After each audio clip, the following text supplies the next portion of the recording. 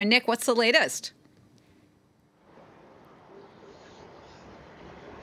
Well, Armin Laschet, the head of the Christian Democratic Union, and who has been saying that he plans to try to form a coalition government, is to speak in a matter of minutes at half past the hour.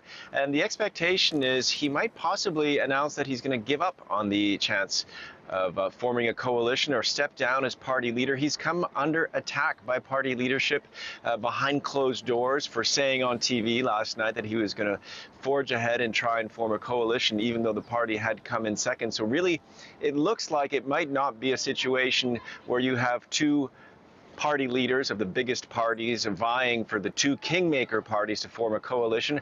But we'll have to wait and see what he actually says at this news conference. What is certain is that he has come under pretty ferocious attack within the party for leading it to its worst ever score in a legislative election since the foundation of the Federal Republic of Germany in 1949.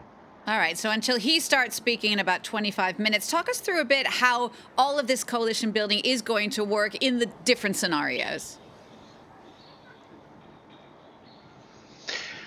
Well, a lot of it is built on tradition. The really critical legal and constitutional move to designate the next chancellor occurs in the Bundestag, in the parliament, when members of the Bundestag vote on who that should be, and that is generally a person who has managed to cobble together a coalition. You can have parties, and you have had historically parties who have come in first who have declined to try to form a coalition.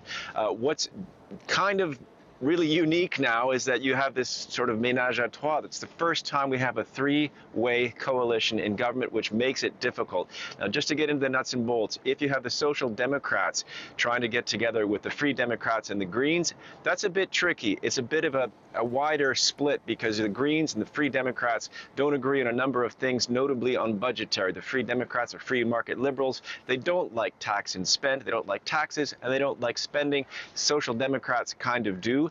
A more natural fit might be with Angela Merkel and Armin Laschet's Christian Democratic Union, more conservative. We'll see if they're still in the race as things go on. But these two kingmaker parties, the Greens and the Free Democrats, who have the the third and fourth places in the election, are really the power brokers here. So they need, and they said this on a televised debate last night, the two leaders said to each other, let's figure out what we want before we accept, any marriage offers from these two big parties. And that is really where the negotiations will be interesting, what they decide.